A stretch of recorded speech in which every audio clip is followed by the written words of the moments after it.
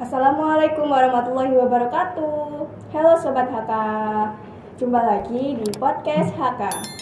Hari ini saya, Sinta Sultina Rahmawati, ditemani oleh rekan saya Faiz Naufal. Nah, di episode ketiga ini kita bakalan bahas persoalan mengenai ilmu falak nih. Sebelumnya, gimana kabar kalian semua? Di masa seperti ini, jangan lupa jaga kesehatan ya teman-teman. Oke, narasumber kita kali ini adalah dosen ilmu falak IAIN Pekalongan, sekaligus penemu metode Kiblarus. Nah, mari kita sapa dulu narasumber kita kali ini. Ada Pak Muhammad Farid Esmi MHI. Halo Pak, gimana kabarnya? Alhamdulillah. Sehat selalu. Sampai sehat? Alhamdulillah. Ya. Sedikit deg-degan. Langsung saja, ilmu falak itu apa sih Pak? Oke. Langsung saya nih, ya. Oke. Saya akan jelaskan sedikit mengenai ilmu falak itu apa. Jadi ilmu falak itu sebenarnya dari kata falakun ya. Falakun itu kalau bahasa Arab, bahasa secara etimologi artinya adalah orbit. Jadi lintasan. Sehingga ilmu falak ini kalau diartikan secara terminologi itu ilmu yang mempelajari tentang lintasan benda-benda langit. Nah, benda-benda langit ini sebenarnya itu luas sekali. Tidak hanya planet, tidak hanya bintang, tidak hanya komet dan yang lainnya. Bahkan bisa sampai ke black hole itu juga termasuk benda langit. Nah, inti dari ilmu falak itu sendiri pembahasannya itu tentang lintasan benda langit, yang mana lintasan ini punya orbit yang bersiklus, sehingga yang dibahas dalam ilmu falak ini pastinya juga benda langit yang punya lintasan yang bersiklus. Jadi tidak semua benda langit dibahas, tapi hanya yang punya siklus saja. Nah itu, jadi ilmu falak itu singkatnya seperti itu Pak, untuk definisinya. Apakah ilmu falak ini sama dengan ilmu astronomi atau ada perbedaan? Kalau mengenai ilmu falak dan astronomi ya, ilmu falak dan astronomi itu sebenarnya merupakan ilmu yang sama sebenarnya. Jadi kalau falak itu di bahasa Indonesia kan ya ilmu astronomi, ilmu falak ya ilmu astronomi. Tapi ada beberapa pendapat juga yang sedikit agak membedakan mengenai ilmu falak dan astronomi. Jadi kita bahas sedikit mengenai astronomi itu sendiri itu apa ya. Jadi astronomi itu dari kata astro dan nomos. Astro itu artinya bintang, dan nomos itu artinya hukum atau peraturan, aturan. Jadi ilmu astronomi, ilmu yang mempelajari tentang aturan bintang-bintang. Maksudnya ini di sini ilmu yang mempelajari tentang aturan pergerakan bintang. Sebenarnya inti dari astronomi itu sendiri secara umum membahas mengenai bukan hanya bintang saja. Bintang itu hanya sebuah perwakilan saja untuk mendefinisikan benda-benda langit yang lainnya. Jadi ilmu astronomi itu secara luas membahas mengenai benda-benda langit, yang mana cakupannya juga sangat luas astronomi itu. Nah, sedangkan kalau tadi ilmu falak saya sudah jelaskan bahwasanya ilmu falak itu lebih berfokus ke orbitnya atau lintasan benda-benda langit yang punya siklus. Sehingga kalau ada yang bilang antara ilmu astronomi dan falak itu agak sedikit berbeda, itu memang seperti itu. Kalau astronomi lebih luas, cakupannya luas. Jadi semua benda langit apapun yang semua pelajaran atau semua materi terkait dengan benda langit itu bisa dimasukkan di ilmu astronomi. Tapi kalau falak fokusnya adalah tentang orbitnya, pergerakannya. Nah, gitu kan. Nah, tapi kalau menurut saya sendiri sebenarnya ilmu falak itu kalau dibahasakan Indonesia ya ilmu astronomi. Jadi seperti itu, ilmu falak sama dengan astronomi, ilmu astronomi. Tapi ada pendapat yang lain juga. Saya juga pernah baca-baca dan juga pernah berdiskusi dengan guru istilahnya ustadz-ustadz yang dari pondok gitu ya, ustadz-ustadz dari pondok. Jadi kan ilmu falak kan tidak hanya diajarkan di apa namanya di apa istilahnya ini kampus ya, tapi juga diajarkan juga di pondok-pondok pesantren, salah seperti itu. Ilmu falak itu seakan-akan pemaknaannya itu apa ya, dipersempit. Jadi dipersempit. Jadi sebenarnya ilmu falak itu bahasanya luas loh. Sama seperti ilmu astronomi, semua benda langit itu dicakupkan dalam pembahasan ilmu falak. Tetapi ketika saya berdiskusi dengan apa namanya ustadz-ustadz pondok yang mempelajari terkait dengan kitab-kitab ilmu falak juga, itu ada yang apa ya, ada yang aneh juga di situ, bahwa ilmu falak itu seakan-akan maknanya dipersempit dalam pembahasan masalah ibadah saja. Nah, itu salah satu penyempitan makna ilmu falak yang bisa saja membuat ilmu falak itu terkungkung, tidak bisa bebas seluas-luasnya. Jadi dulu pernah gitu juga, kalau tidak ada pembahasan mengenai masalah ibadah itu tidak bisa dimasukkan dalam ilmu falak. Jadi ya seperti itu. Akhirnya ilmu falak dipahami hanya bisa digunakan untuk masalah ibadahnya orang Islam. Padahal sebenarnya ilmu falak itu sangat-sangat luas seperti ya ilmu astronomi. Nah, mengenai ilmu astronomi sendiri pun juga karena memang itu sangat luas, banyak sekali cabang-cabangnya di dalam ilmu astronomi itu. Kayak ada ilmu astrofisika, itu mengenai tentang ilmu hukum fisika yang dipraktekkan atau yang diberlakukan di luar bumi. Itu bagaimana hukum fisikanya, itu namanya astrofisika. Ada yang namanya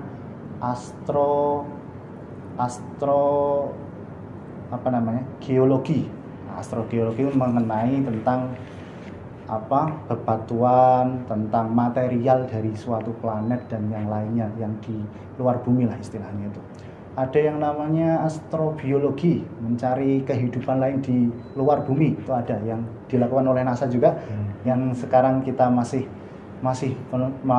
sekarang NASA masih melakukan penelitian intensif di Mars, itu juga termasuk dalam kajian dari astrobiologi. Ada yang astrografi itu mengenai pemetaan benda-benda langit. Nah, itu ada juga. Bahkan ada juga yang khusus seperti teman-teman kameramen ini, ada astrofotografi. Nah, itu juga bagaimana cara ilmunya memotret benda-benda langit. Nah, itu banyak sekali. Astronomi itu cabangnya luas. Sehingga astronomi sebenarnya adalah ilmu yang secara umum mencakup itu semua gitu. Nah, ilmu falak itu tadi, makanya saya jabarkan tadi, ilmu falak itu sebenarnya adalah ilmu astronomi. Sama, dia tidak ada bedanya. Karena dulu itu sempat juga ada dikotomi antara ilmu astronomi dan ilmu falak. Nah, dulu juga sempat juga mengartikan ilmu falak itu sebagai astronomi Islam. Nah, ini lucu. Padahal astronomi itu ya ilmu falak gitu. Nah, itu ada yang mengkungkung ilmu falak, mendefinisikannya hanya untuk ibadah. Tapi memang kalau memang ketika ilmu falak itu, ilmu astronomi masuk di dalam lingkungan seperti hukum Islam seperti ini ya, maka tetap memang harus berhubungan di ibadah. Tetapi sebenarnya ilmu falak itu sangat luas, tidak hanya untuk ibadah saja. Tuh. Kira-kira belajar ilmu falak itu susah nggak sih Pak? Kan katanya ada hitung-hitungannya gitu. Oke, kalau masalah belajar mengenai ilmu falak itu susah atau tidak, itu kalau dibilang susah ya nggak susah-susah amat Pak. Tapi kalau dibilang mudah juga nggak mudah-mudah amat nggak. Jadi kalau menurut saya sendiri untuk belajar ilmu falak itu tergantung kemauan dari personalnya sih Pak. Karena jujur ada orang yang ingin belajar ilmu falak memang punya niatan.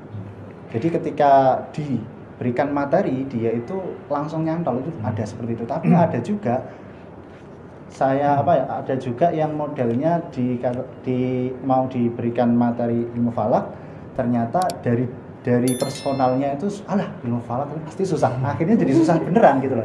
Nah, mengenai ilmu falak sendiri, kalau menurut pengalaman saya nih, sebagai dulu saya itu belajar ilmu falak semenjak saya MTS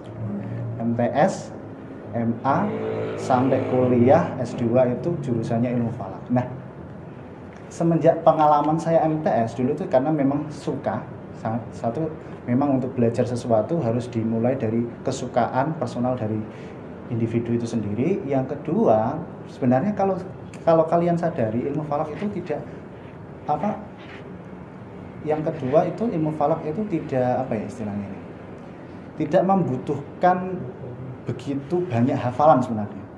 Meskipun nanti ada beberapa yang dihafal, tetapi tidak begitu banyak materi yang harus dihafal, sehingga tidak begitu banyak apa skill untuk daya ingat itu tidak begitu banyak, dan juga tidak begitu banyak, tidak harus punya skill matematika sebenarnya. Jadi saya sendiri loh, saya jujur ini, sebenarnya saya matematika saya jelek sebenarnya. Tapi saya alhamdulillah bisa mengikuti ilmu falak juga. Artinya bisa dianggap orang-orang bisa menyelesaikan perhitungan ilmu falak. Nah, karena memang yang dibutuhkan penting di dalam belajar ilmu falak itu di samping kemauan yang kuat, ada dua komponen yang penting. Nah, ini yang sesuai dengan pengalaman saya, yaitu apa? Ketelitian dan keuletan. Teliti dan telaten atau keuletan. Nah, dua komponen ini sebenarnya adalah apa ya istilahnya yang perlu kalian punya untuk belajar ilmu falak. Jadi ilmu falak itu nanti di samping kalian belajar mengenai hitungan ya, hitungan kalau nggak telaten dan teliti, nanti mungkin prediksi dari perhitungan kalian itu akan salah atau mungkin kurang tepat. Nah, di samping perhitungan juga nanti observasi. Ketika kalian observasi tidak telaten, tidak juga teliti, nanti hasil observasi kalian akan juga salah. Seperti itu. Jadi untuk ilmu falak ini sebenarnya menurut saya sendiri, ya menurut saya, pengalaman saya, itu yang dibutuhkan penting di dalam belajar ilmu falak itu ada dua, yaitu ketelitian dan keuletan, atau apa tadi? Keuletan dan apa tadi? Ketelitian dan keuletan. Ya, itulah dua itu. Jadi seperti itu, Mbak. Jadi tidak kalau masalah susah atau mudah itu tergantung dari masing-masing personal itu. Gitu. Kemudian cabang dari ilmu falak ini sendiri ada berapa ya, Pak? Dan bisa disebutkan? Oke, untuk masalah cabang-cabang dari ilmu falak ini sebenarnya pembagian dari cabang-cabang ilmu falak itu secara garis besar itu meliputi dua cabang sih sebenarnya. Pertama ada ilmu falak ilmi, jadi atau bisa disebut sebagai theoretical astronomy. Nah, itu mengenai teori-teori bagaimana pergerakan dari benda langit itu sendiri. Itu fokusnya kita di samping nanti juga membahas teorinya, kita juga membahas bagaimana perhitungan dari pergerakan benda langit. Nah, nanti tujuannya untuk mencari posisi benda langit itu sendiri dilihat dari si pengamat. Pengamatnya kalau memang di bumi ya berarti pengamat di bumi gitu. Nah, itu yang pertama, ada cabang dari ilmu falak yang namanya theoretical astronomy tadi. Ada yang kedua, itu ilmu falak amali atau bisa disebut juga practical astronomy. Jadi itu mulai mempraktikkan secara real bagaimana observasi lapangan untuk mengamati benda-benda langit. Nah, ini nanti dibutuhkan juga kebiasaan si pengamat dalam melaksanakan praktik untuk mengamati benda-benda langit. Nah, itu cabangnya sih secara umum di dalam ilmu falak itu ada dua cabang itu. Jadi kalau enggak masalah teori dan menghitung, ya kita praktek untuk mengamati benda langit. Jadi ilmu falak itu seperti itulah kira-kira. Nah, tentang pembagian bab-bab yang ada di ilmu falak, yang sudah saya jelaskan tadi bahwa ada ilmu falak ini yang dikhususkan di dalam bab ibadah, tapi di samping itu juga ada yang di luar ibadah. Artinya di sini adalah ibadahnya umat Islam ya. Yang contoh di dalam ibadahnya umat Islam itu contoh mengenai bagaimana cara penentuan arah kiblat, bagaimana cara penentuan waktu sholat, bahkan tidak hanya sholat maktubah, sholat gerhana pun juga sama. Itu walaupun sunnah tapi itu membahas mengenai pergerakan bulan dan matahari sehingga tetap dimasukkan di dalam pembahasan ilmu falak. Dan juga ada mengenai penentuan hilal itu awal Ramadan itu bagaimana dan praktik untuk mengamati hilal itu bagaimana, itu juga termasuk di dalam pembahasan ilmu falak. Jadi pembagian dari bab-babnya sepintas seperti itu, teman-teman. Kemudian kegunaan dan manfaat dari ilmu falak itu sendiri apa ya Pak? Oh ya, kalau kegunaannya itu karena memang ilmu falak ini membahas mengenai pergerakan benda langit secara luas nih, maka manfaatnya itu banyak sebenarnya. Tapi ada manfaat inti yang paling inti di dalam ilmu falak itu ada dua sih sebenarnya. Kalau dipersingkat dari banyaknya manfaat itu, yang paling inti itu ada dua. Ilmu falak itu inti dari manfaat pentingnya adalah satu untuk mengetahui waktu, dua untuk mengetahui posisi dari suatu benda langit. Nah, kalau kalian bahas nih ya, contoh salah satu manfaat dari ilmu falak bisa mengetahui arah kiblat. Arah kiblat itu intinya adalah bagaimana kita tahu posisi kiblat, posisi Ka'bah itu di mana, perspektif dari yang seandainya kalau di sini yang berada di Pekalongan, maka itu posisi. Jadi posisi, entah itu posisi dari benda langit. Nah ini kalau di arah kiblat berarti posisi dari Ka'bah itu, dan seperti itu. Nah, seperti lagi untuk waktu sholat. Nah, waktu sholat kan berarti mengetahui waktu. Nah, akhirnya ya rujukannya ya hanya dua itu, waktu dan posisi gitu. Nah, terus ada lagi waktu gerhana, kapan terjadinya gerhana. Itu juga termasuk juga di dalam ilmu falak. Terus ada lagi untuk mengetahui hilal. Hilal itu juga di samping waktu juga mengetahui posisi. Yang waktu itu maksudnya adalah kapan berpuasanya, kapan kita masuk Syawal, Dzulhijjah, seperti itu.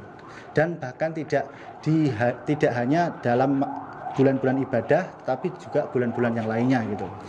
Nah, di samping itu juga posisi hilalnya itu di mana? Karena di dalam penentuan kapan hari raya itu juga digantungkan dengan posisi hilal, gitu kan. Nah, di samping itu semua ada manfaat lain sebenarnya, manfaat yang di luar dari kepentingan ibadahnya umat Islam, seperti memprediksi beberapa fenomena alam yang berkaitan dengan orbit. Jadi kan tadi saya jelaskan bahwasanya ilmu falak adalah mempelajari tentang orbit benda langit yang bersiklus. Karena punya siklus, maka kita bisa memprediksikan suatu fenomena alam yang akan terjadi yang berkaitan dengan orbit. Contoh, di samping gerhana matahari dan bulan itu pasti, karena memang gerhana matahari dan bulan itu masih di dalam konteks ibadahnya umat Islam, karena ada sholat khusuf, ada sholat kusuf. Di samping itu ada juga fenomena yang namanya fenomena transit. Transit itu kayak gerhana, tetapi gerhananya bukan matahari dan bulan. Contoh nih, ada namanya transit Merkurius, transit Venus ke matahari. Jadi matahari, di dalam matahari, piringan matahari itu ada Venus yang melintas di dalam piringan matahari itu namanya transit Venus di matahari. Itu pernah terjadi juga. Merkurius, transit Merkurius juga pernah terjadi. Tapi itu prediksinya itu tidak selalu akan terjadi setiap tahun, tapi mungkin bahkan bisa berpuluh-puluh tahun. Nah, ada juga fenomena alam yang lain namanya adalah okultasi. Nah, okultasi kebalikannya. Jadi kalau tadi transit matahari dilintasi, di dalam piringan matahari itu ada benda kecil yaitu planet atau apapun itu, planet, Venus, Merkurius. Nah, ini kalau okultasi itu dibaliknya. Jadi contoh kayak kemarin Ramadan itu ada saya lupa itu okultasi Venus atau Mars ya, saya lupa. Kemarin saya pernah woro-woro juga Mars kelihatannya itu Mars saya. Jadi okultasi Mars di bulan. Jadi bulan itu Mars ngumpet di balik bulan. Nah, itu juga bisa diprediksi sebenarnya di dalam kajian ilmu falak itu juga bisa diprediksi kapan Mars itu bisa ngumpet di belakangnya bulan. Nah, itu kemarin juga saya pengennya sih mau ngamatin, ternyata karena Pekalongan ini cuacanya kurang baik, akhirnya ya mendung saja. Padahal saya sudah siap-siap alat, sudah saya minta minjem ke Kanvak itu untuk ngamatin pakai teodolit. Nah, nanti belajar apa itu teodolit, nanti kita akan bahas itu juga. Nah, terus apa lagi ya? Ada juga fenomena-fenomena lain yang mungkin juga bersifat orbit juga, kayak fenomena komet, lintasan komet. Nah, itu juga sama. Kemarin juga 2020 kalau nggak salah itu ya, 2020 tahun kemarin itu juga ada komet yang melintas di dekat bumi dan itu bisa dilihat juga. Itu kalau komet itu modelnya tidak hanya sekali satu jam 2 jam, tetapi berhari-hari. Komet itu kalau sekali melintas itu berhari-hari. Bahkan ada komet yang tipenya melintas itu hanya 1 kali seumur hidup. Ada yang komet yang melintasnya itu memang punya siklus, artinya akan kembali ke lintasan semula tetapi harus beratus-ratus tahun. Jadi kalau ada orang yang bisa mengabadikan komet itu termasuk orang yang beruntung, karena mungkin saja dalam seumur hidupnya komet itu tidak akan dia abadikan kembali gitu. Karena waktu siklusnya sangat panjang gitu. Banyak sekali dari fenomena-fenomena langit yang memang konsepnya dari orbit, dan itu sebenarnya juga adalah pembahasan dari ilmu falak. Itu sih. Baik Pak. Nah, kemudian kan dari banyaknya kegunaan tersebut kan termasuk menentukan tanggal 1 Syawal dan 1 Ramadan itu menggunakan ilmu falak ya Pak. Dan juga menggunakan alat-alat. Nah, itu boleh disebutkan Pak alatnya apa saja? Iya. Jadi instrumen ilmu falak itu sangat-sangat banyak. Ada mulai dari yang klasik dulu kan dulu itu ilmu falak ini atau bisa disebut ilmu astronomi itu ilmu yang paling tertua loh. Jadi ilmu yang paling tertua yang ada di Indonesia, malah di dunia itu pertama kali ya ilmu falak. Karena dulu pertama kali ilmu falak itu dicetuskan dulu itu ada yang ngomong adalah ada wakilah dari satu kitab itu mengatakan Nabi Idris. Nabi Idris. Jadi Nabi Adam diturunkan di bumi masih beradaptasi, baru ada Nabi Idris ya, yang mencetuskan embrionya itu dari Nabi Idris. Itu ada yang kitab Fulassoh mengatakan seperti itu. Jadi ilmu falak atau ilmu astronomi sebenarnya ilmu yang paling tertua sebenarnya sebelum ilmu-ilmu yang lain aja. Karena dulu orang kalau seandainya saja ya kita diturunkan dari langit ke bumi tanpa ada ilmu apapun, tiba-tiba kita turun di bumi, kita pasti akan melihat alam. Ketika manusia melihat alam itu pasti akan memikirkan, loh kok ada cahaya dari timur tiba-tiba tenggelam ke barat, terus kembali lagi besok juga ada seperti itu. Akhirnya jadi pemikiran itu menjadi embrio ilmu falak. Makanya ilmu falak itu termasuk ilmu yang paling tertua di dunia sebenarnya sebelum ilmu-ilmu lainnya ada, karena memang itu mengenai waktu. Nah, terus apa tadi untuk yang alat itu, instrumen itu banyak sekali, bukan hanya untuk mengenai penentuan hilal juga, tetapi juga mengenai pengukuran arah kiblat, mengenai waktu jam matahari atau bisa dikatakan sundial itu juga ada. Di samping ada sundial juga ada alat unik juga, moondial. Moondial itu jam bulan, itu juga ada. Itu juga termasuk alat-alat klasik di situ. Nah, tapi ini yang ditanyakan adalah yang tadi, yang masalah penentuan hilal. Itu alat-alatnya apa sih, Pak? Jadi kalau saya boleh klasifikasi atau saya bagikan dalam instrumen ilmu falak yang membahas mengenai observasi hilal, itu paling tidak itu ada 3 klasifikasi. Nah, tadi kalau boleh saya gambarkan gawang lokasi itu apa? Jadi gawang lokasi itu seperti gawang yang kotak bentuknya, di mana gawang itu nanti dikasih tripod, dan di dalam gawang itu nanti ada benang vertikal dan horizontal gitu, kayak kotak-kotak gitulah. Nah, itu gunanya benang itu adalah untuk memposisikan hilalnya di mana. Jadi kita melihat di dalam kotak gawang itu dengan ada benang-benang di dalam kotak itu, udah benangnya itu nanti dikasih tanda kira-kira hilalnya itu di sini loh. Nanti kita tinggal ngamati di dalam kotak itu hilalnya pasti di situ. Berarti kamu fokus aja di bagian benang itu. Jadi itu gawang lokasi. Ada juga yang hilal tracker hampir mirip gawang lokasi tapi pakai akrilik gitu. Jadi akan lebih dekat untuk mengamatinya. Kalau gawang lokasi kan agak jauh, tapi kalau untuk hilal tracker sama, itu juga pakai akrilik dan ada garis-garisnya. Bedanya kalau hilal tracker nanti bisa dibuat tracknya hilal. Hilal kan bergerak ya, jadi hilal itu tidak diam saja tetapi juga akan turun, semakin menit akan turun. Nah, itu juga sebelum kita mengamati hilal digambar dulu di itunya, di apa, alatnya itu, di akriliknya. Baru setelah itu dipasang, kita lihat, oh berarti kira-kira nanti hilalnya di bagian garisnya ini loh. Nah, gitu. Dia akan turun sampai tenggelam. Nah, gitu. Itu ada alat non optik. Terus ada juga selain alat non optik itu, kita juga diberikan diberikan anugerah oleh Allah. Sebenarnya anggota tubuh kita itu bisa kita pakai untuk meru'yah hilal secara alami.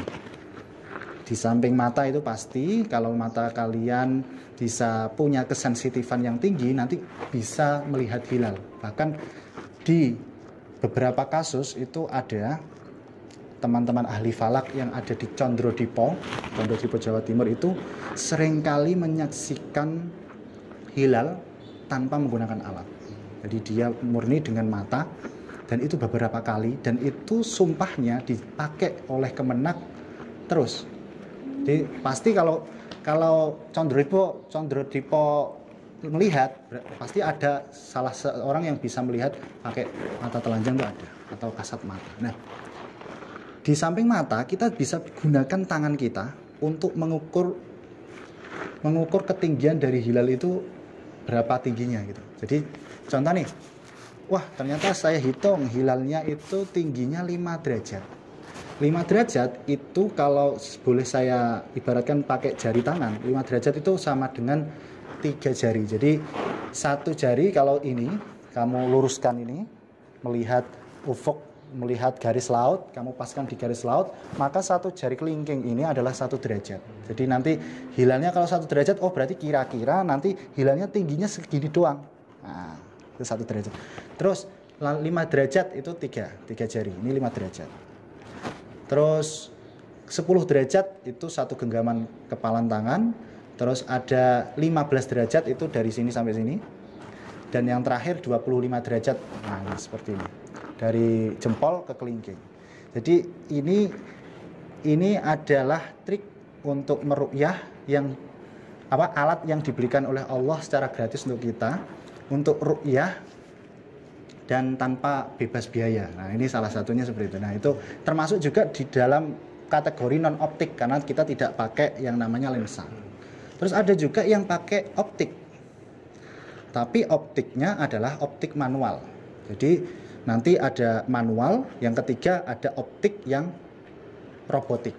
Jadi ada 3 tadi, non optik, optik manual, ada optik yang robotik. Kalau optik manual itu seperti alat teodolit. Nah, alat teodolit yang kemarin pas Ru'yatul Hilal kita pakai ada 2 itu termasuk alat optik yang manual. Kita menggerakkan sendiri lensanya itu atau teropongnya atau teleskopnya itu digerakkan sesuai dengan data astronomis. Jadi kalau tanpa menggunakan data, nanti kita nggak akan tahu ini harus digerakkan di mana. Nah, itu namanya apa namanya tadi? Optik yang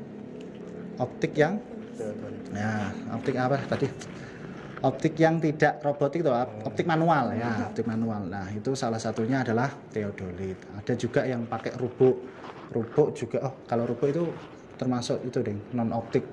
Ada juga yang pakai teleskop manual yang biasa dipakai oleh astronom amatir, itu biasanya juga bisa dipakai untuk ru'yatul hilal. Terus yang ketiga ini yang paling canggih, yaitu namanya adalah tadi optik yang robotik. Kalau optik yang robotik ini tipenya banyak sekali, bahkan pabrik-pabrik itu sudah membuat teleskop yang model seperti ini.